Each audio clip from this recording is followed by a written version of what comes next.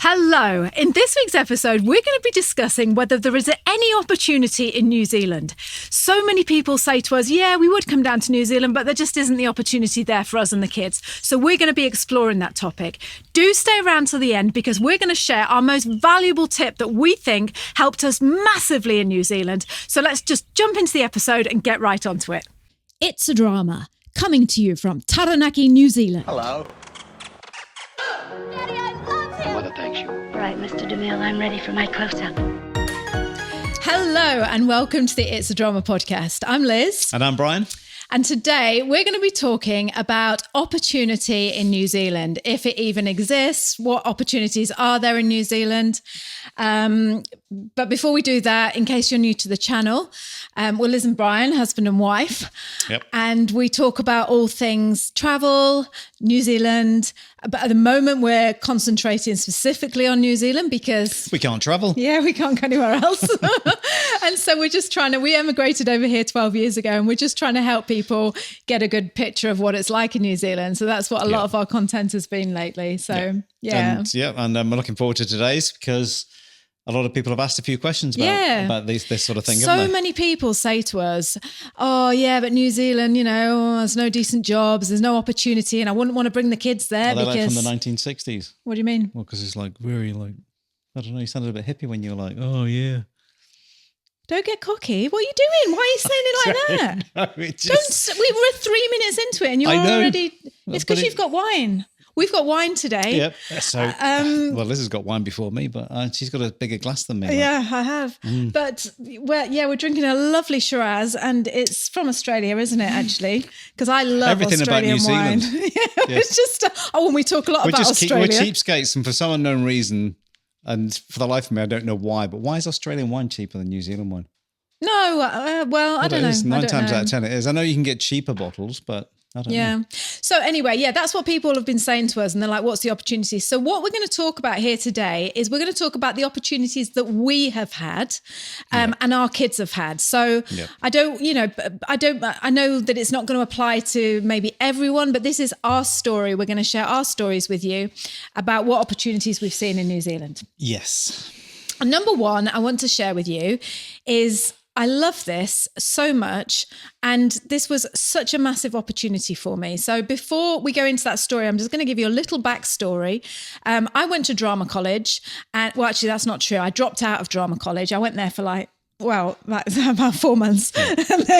And then I just went traveling with Bri because he was like, oh, just come home, Yeah, so it was too hard to go and pick you up at the weekends and things like that. What it was is I just wasn't dedicated enough. But I love the theatre. I love drama. I love acting. I wanted to be like this famous actress, but I didn't want to put the work in. So I just dropped out of college. But anyway, that's a different story. But hence the name of your blog and the channel. Yeah, that's right. So that gives you a little bit of a background. It was it was always to do with the drama thing, because it's a drama, and life's a drama. And so I didn't come out and have a degree in whatever it is you come out and have, a Bachelor of Arts or anything, but I always loved it. Anyway, so fast forward 30 years, 30 years, I'm 50 now, so 30 years. We're in New Zealand, I've got 2 kids and I'm homeschooling them. This was in 2016, I think, 2016. Yeah. And I'd been in a couple of plays in New Plymouth, and I just got I remembered that love that I had for the theatre and just loved acting. And I just wanted to share it. And I was teaching the kids at home, homeschooling. And I thought, wouldn't it be great? How could I do it? How could I share what I know because I can't be a teacher because I'm not qualified, but how could I do that? And I thought, I know. What about if I started my own theatre company, Now, just think about that for a minute. If someone says, oh, why don't you just start your own theatre company? If someone had said that to me, I would have just been like, what? Yeah, but how do you start that? How do you start it and how do you do it? And I just thought, I could get a bunch of kids, I could get some homeschooling kids, and I could go to the local high school and I could just say to the teacher, this is all going through my mind. This is my thought process. Oh, would you like me to teach your kids some drama and do a play with them, Yeah. And so I went through this in my mind, and I thought I could write a play, because I love writing. I could write a play, and we could devise it all together and make it all up, and I could take it around all the schools in Taranaki, and That's where we live, by the way. yeah, that's where we live in New Plymouth, Taranaki. And it was just, okay, all right, then I'll do that. So I phoned up the local high school, and I just said, I bigged myself up a bit. I was like, oh yes, I've been to drama college. I didn't tell them I dropped out. I just said, yes, I've been to drama college. I'm very professional. The kids don't even know you dropped out. No, they don't. We only told my kids 2 years ago. And I said, look, I put the idea to them. I proposed what I wanted to do. And I said, would you have any high school kids that I could take out of school for 1 day a week and teach them? So these kids were around about 16 years old, 17, 18. And in New Zealand, there's this program called the Gateway Program, and it's in the schools, and it's almost like a work experience. So, you go out and you train to be a plumber or a hairdresser or something. And I said, we could do it through Gateway. I could teach them the theatre, because I know a lot about the theatre, and I know a lot about acting and things like that. So they were like, and the high and the prime, not the Prime Minister. Jacinda Ardern. The Prime Minister said, oh yes, Liz, that would be a good idea. That'd be fine. I think it's a great idea. Yeah, the head teacher just said, what a fabulous idea. So I had she gave me the kids. She's like, yeah, we've got just the students for you. So I got 4 high school kids, plus my homeschoolers and another few homeschoolers. Yeah. So we had 10 all in all. Mm-hmm. And those kids that you got from the school didn't really have any acting experience. No, they didn't. They just loved theatre, and they were doing, I think, drama studies or something. And learn something. Yeah, they just wanted to. So then I went to a little theatre in town that I'd done a play for. Called the Little Theatre. And I called them up and I said, would I be able to hire? I said, I haven't got much money, because I didn't, I wasn't working or anything. So I said, could I use the theatre as a rehearsal space to train these kids and make this play? And they were like, absolutely. Just, they said, we love anything like that. If you're doing it for the kids, that sounds like a fantastic idea. Gave me the theatre for free. So it was unbelievable, wasn't it? I don't know if it's a good sized theatre, isn't it? It's gorgeous. Yeah, it's really old, gorgeous. Isn't it? Yeah. Smells a damp a little bit, which, as you know, that's what you want out of a proper old theatre. Have you ever read the book, The Swish of the Curtain? Have you? No, I haven't. No, right. Well, that's what it was like. It was just that book. It just captivated me, that book, when I was a kid. And it's about them putting on a play. And this is what it was like. You walked into the theatre and it was just smelt so musty and lovely. And we went there every Friday. I wrote a play about the Tarawera eruption. And it's a fascinating story. If you don't know it, just Google it. Mount Tarawera erupted, and basically, it was a tragedy. It's not like, and they had these beautiful pink and white terraces. Which and all is those, one of the wonders of the world, as they said back then, don't they? And it's a fascinating story. Yeah. And so I thought, right, okay, so I'll learn about all this New Zealand history. We'll make a play about it. And then I thought, well, I'm not just going to show this to one person. How about I take it round all the schools in Taranaki, and as a lesson to the kids that were at the schools. So that was my next thing. I was terrified, absolutely terrified, because who am I? It was like, hello, and it's just, I rang all the schools and I said, hi, we've got this play that we've devised, and it's about the Tarawera eruption, and we'd like to bring it to your school. And they were like, well, how much will it cost us? And we said, no, I just said, no, just give us a gold coin donation. And they were like, absolutely.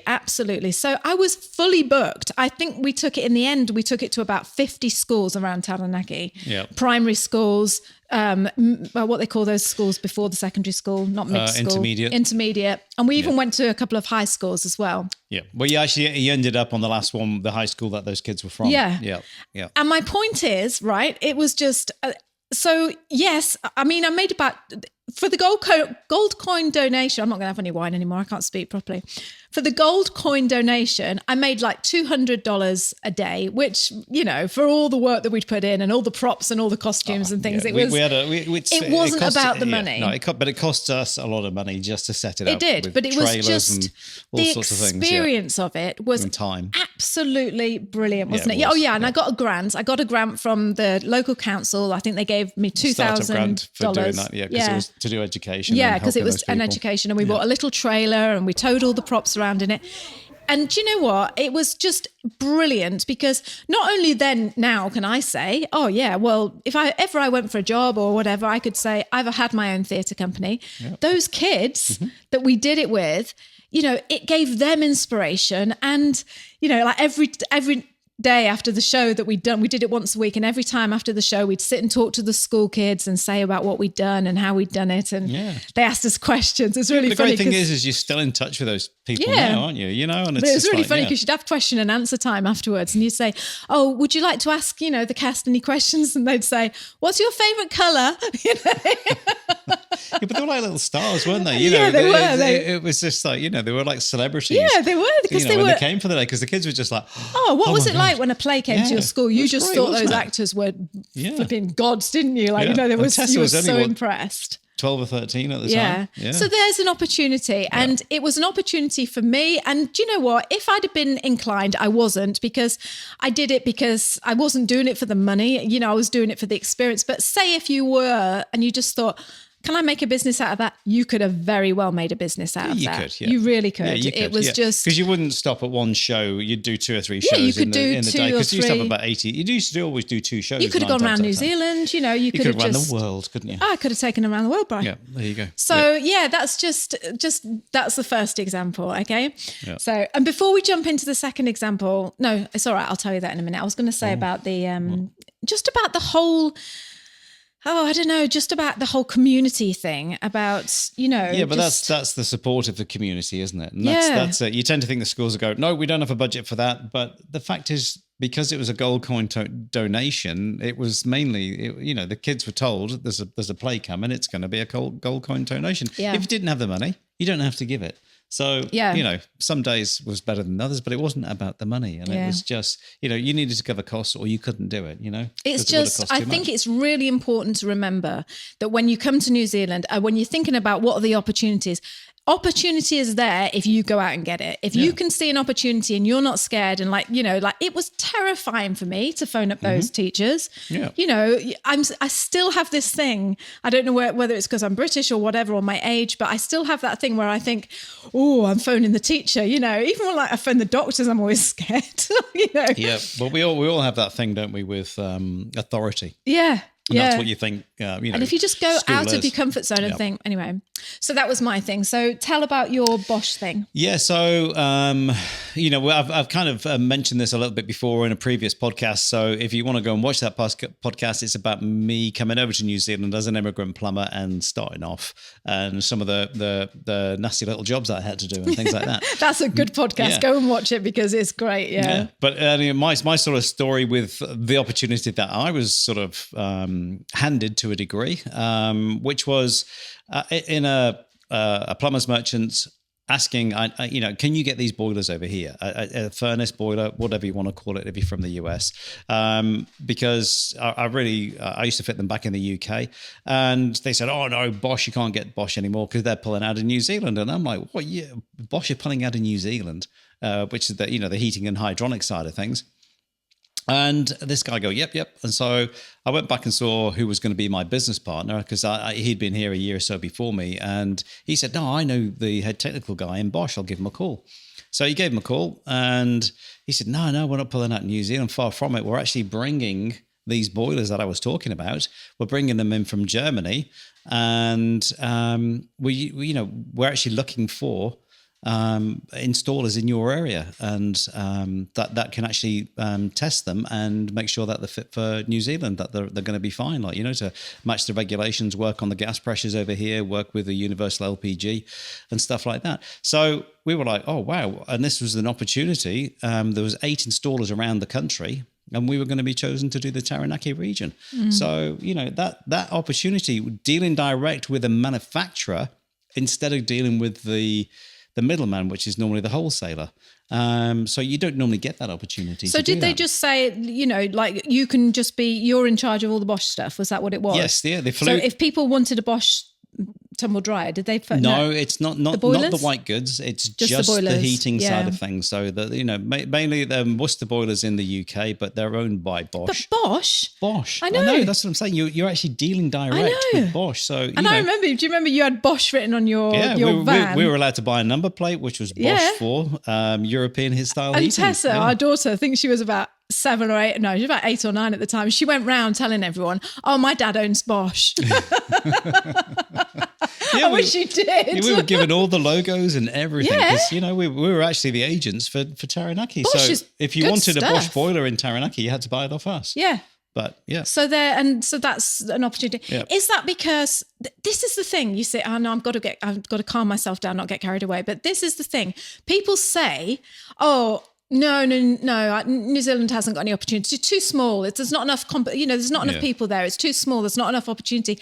No, because that's the gold. That's what you want. Because if you're good and you're determined and you can stand out from everyone else, there's not much competition. No, but that's it. Because not one person bought one of these boilers off us, so we had to fit them because no one else knew how to fit them because they were so new to the. Oh, I thought you were going to say no one used you then. No, we did very well. We installed hundreds of them. Yeah, exactly.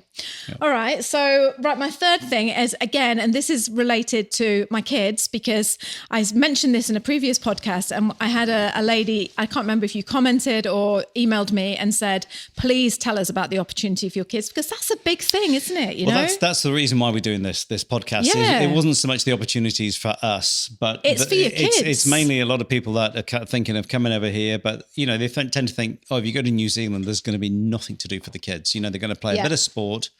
End of story. I think if you were, and it's not that. So we're giving our sort of. So listen to this. I know what you're saying, but just listen to this then. So our kids are into the theatre, okay? They're into acting and drama and all the rest of it, obviously.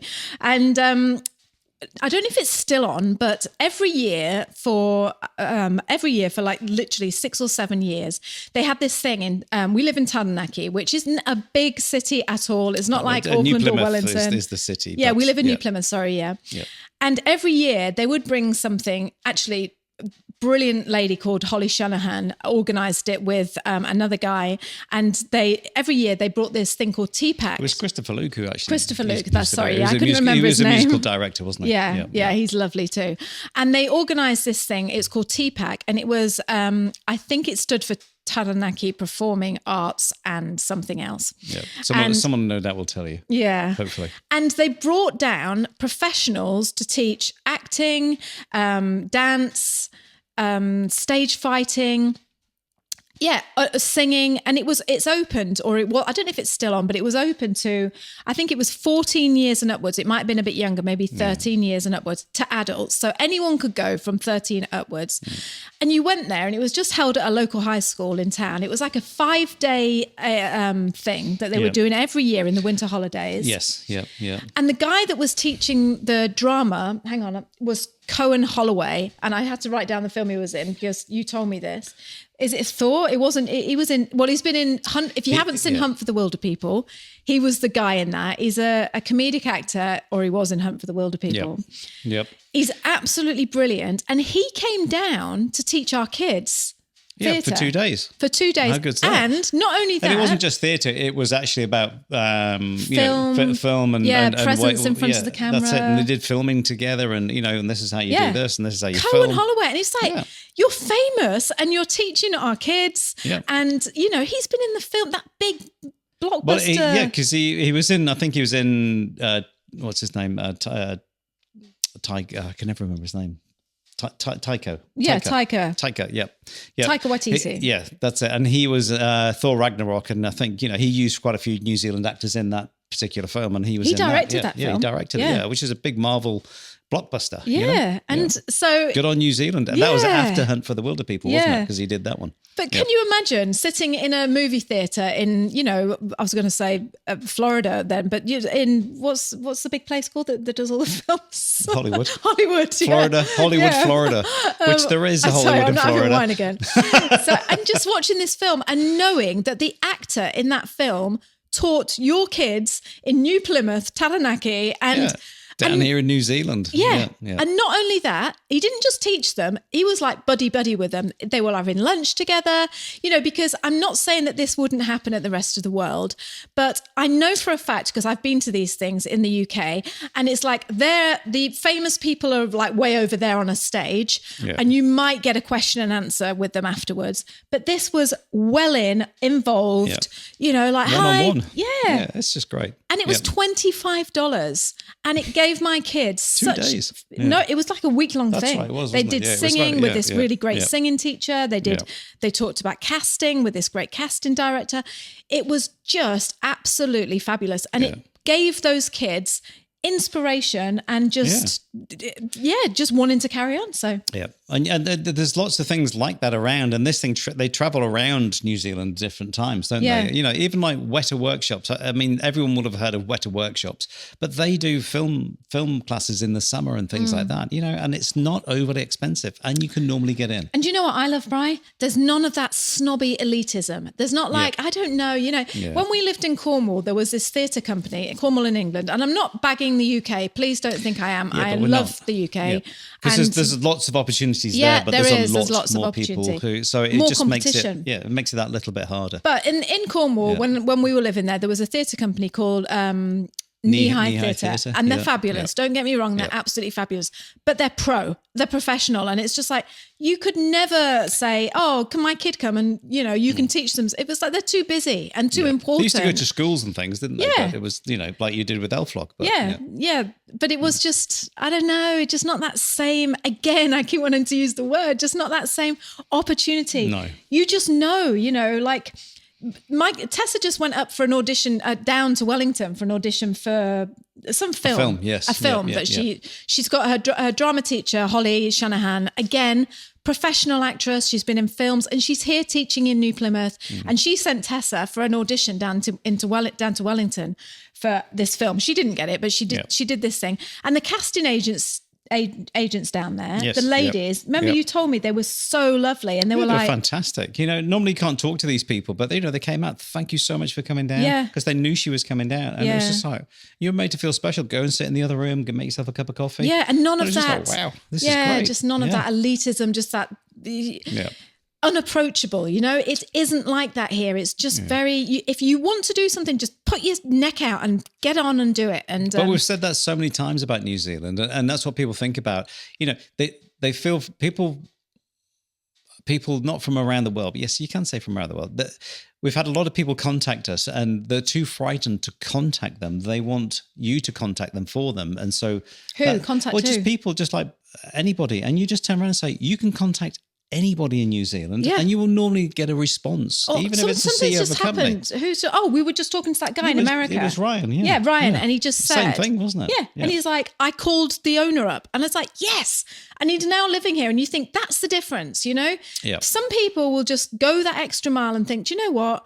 Like that, like me phoning the schools. What's the name of the guy, the architect from America that's coming over, or wants to come over? I can't remember. I've forgotten his name, but it was the same thing. I just said, just call them. Just call the Architects Association over here and just see what's what, Just to let you know as well, what we keep talking about these people, they're in our private New Zealand community group. But if you are moving to New Zealand, or you want to move to New Zealand, and you just want to know like a little bit more about the country and think, what is it really like me and Brian would tell you, then sign up for our free 5-day video guide.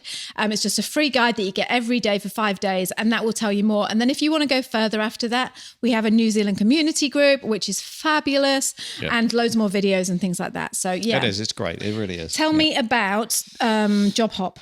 Job Hop. Yes. So Job Hop, again, this is an opportunity. So there was a plumber, and there was an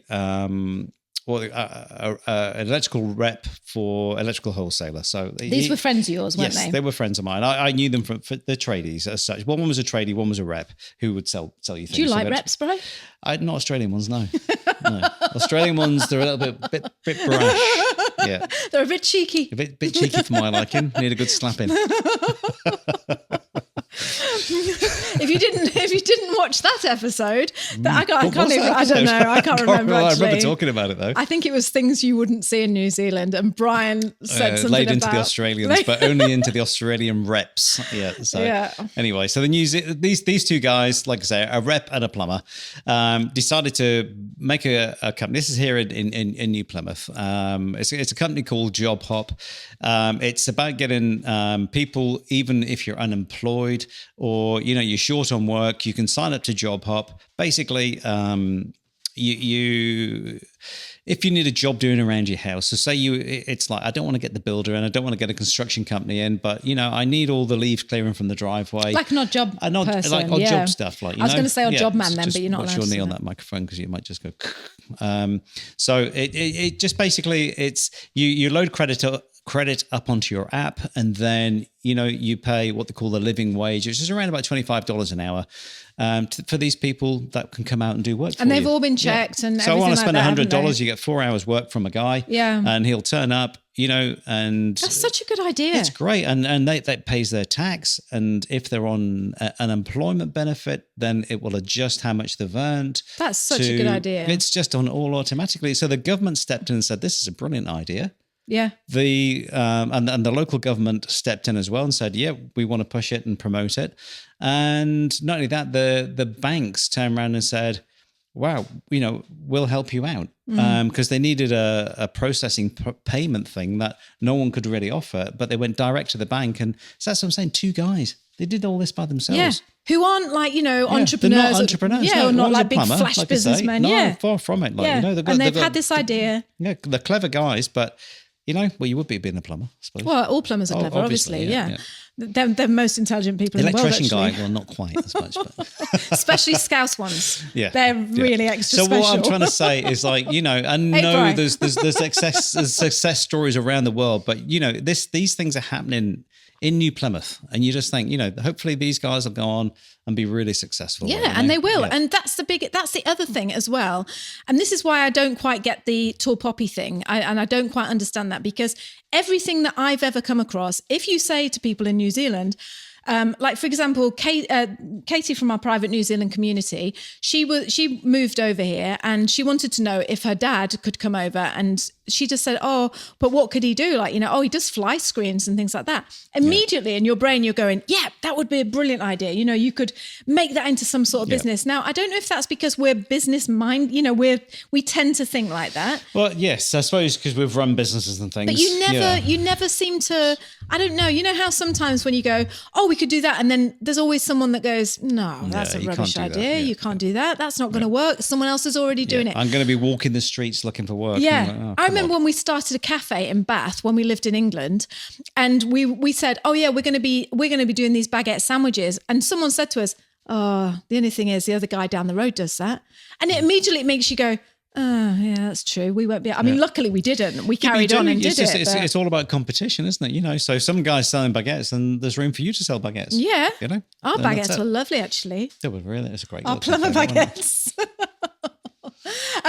So the other thing I wanted to tell you as well is just, and we're running out of time now, but going back to the kids, because obviously, like I say, the kids are a big thing. Sonny and Tess, my kids, they've always busked. I knew that was going to be a hard word. We've always pushed them out and gone like, go and make some money, go and raise some money, go and do this. If you want some money, go and make it, and give it a go. And do you know what astounds me in New Zealand? And I sat in Countdown car park while Tessa was busking. Countdown is a supermarket, yeah. Yeah, a supermarket, yeah. And she was doing a little busking with her ukulele, and every single person that walked past would be throwing money in and going, good on you, girl. Yeah. And not only that, while she was there doing it, someone came up to her and said, I love your work. Would you be interested in coming to a residential home or something, wasn't it? Yeah, that's right, yeah. And she's like, would you be interested in playing at the residential home once a week? So can you imagine that as a kid? You're like, what is the chances of that? And that's the opportunity, is just put yourself out there. Yeah, if you shine a little bit and people can see that you're really putting everything into it, then they love it. And I good think on you. that's what you've got to remember. And that's what, and also another piece of advice as well is do not come to New Zealand and be thinking, oh, you'll be able to spot the people that can offer you opportunity. You won't be able to. Will they, Brian? No, paddle your own walker, as they say, which is a boat. Do what you want to do, and you drive it in that direction. And if you have in your mind, you're good at what you do, what can you offer people? You will see it come back at you tenfold. You really will. You really will. And it's not about you've got to remember that New Zealand is such a small place, and I'm saying that in a positive way because you just don't know who you're talking to half the time. Sometimes you can be. Sonny just went down to Wellington to see Jersey Boys, and he went down with a musical director friend of his, and at the end of it, they were out having drinks, going for drinks with the director, the producers, and it's just like, and that's it. It's fantastic.